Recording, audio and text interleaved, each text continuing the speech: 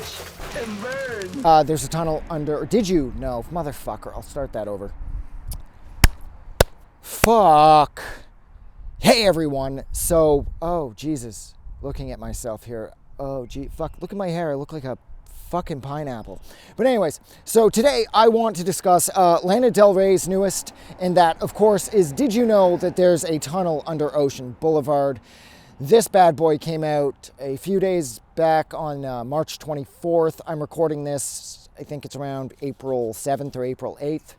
Easter weekend, zombie Jesus and all that. And yeah, I didn't want to get to this record any sooner than that because, like everything else Lana does, I get pretty obsessed with it and I listen to it endlessly and endlessly and endlessly. Now, the one thing, the most surprising thing for this record, or for me concerning this record, was how I didn't love it exactly the way I thought I would, judging by how much I absolutely loved the release of the singles leading up to the release of the full length, like the title track and the grants, as well as my absolute favorite, which was A&W. I found the rest of this record, it falls a little more on the experimental side. And I didn't really expect that from Lana. I actually really thought I knew what I was going to get on this record. So in that sense, this record was a complete knockout because I didn't see this one coming. But given how experimental this record is, I was a little kind of taken aback some because, I don't know, I just didn't expect her to get so Godspeed You Black Emperor / Moby on us. And she did a really good job. Like with the Judas Smith and the Jon Batiste interludes, they're very Godspeed meets Moby. And I never would have expected that coming from Lana. And so in that sense, I don't know, the record kind of threw me because I was hoping that with the strength of the 3 singles that she released leading up, I just assumed each song would sort of... The one thing that this record definitely did for me was it summed up, tossing how strange this record is. It just completely caught me off guard. Now, I will say, since the 24th, right up until now, this record has been consistently growing on me.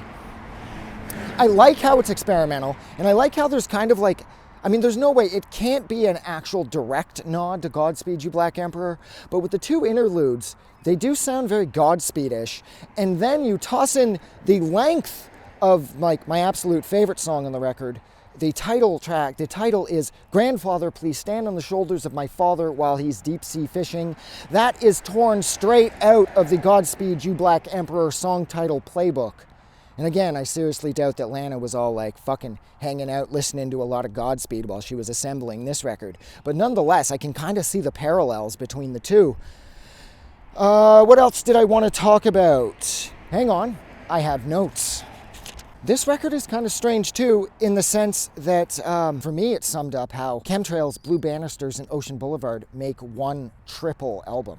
Now, of course, I have nothing to back this up other than just kind of a vibe I get, because I always felt, now, of course, I didn't feel this way as each record came out over the past 2.25 years. But looking back at all 3 of them, it does seem like Chemtrails is sort of the more single-focused pop front to the record.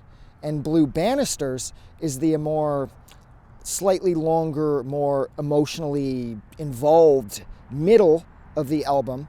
And then Ocean Blvd is the kind of colossal, sort of massive experimental end to the record. And I have to say, Taco Truck times Venice Bitch, or Taco Truck X Venice Bitch, I'm not sure.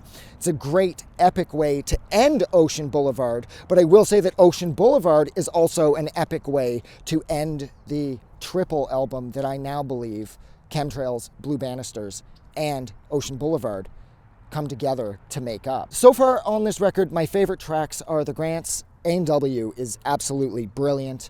Taco Truck X Venice Bitch, and Paris, Texas, and Margaret.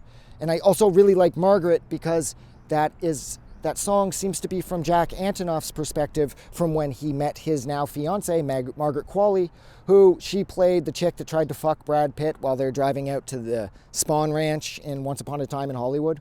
That's Margaret Qualley. That's Jack Antonoff's fiance. So I think that's all I wanted to say about this record. These things run so long, and I've got to edit this down because I had to move around. And I'm trying to find somewhere fun to move the camera so that I can... Yeah, there's nowhere.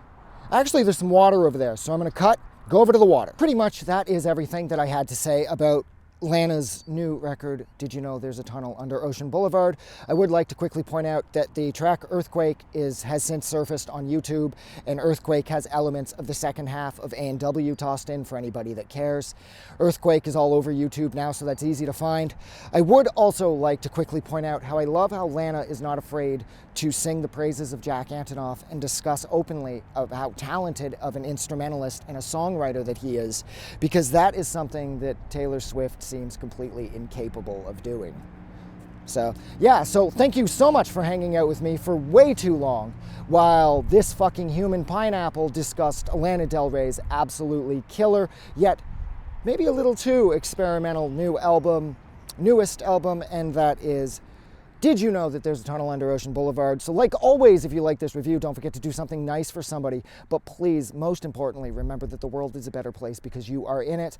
And I congratulate you for making it to the end of this motherfucker, because wow, do these things run long. Have a good night, day. Or in this case, happy Easter Sunday.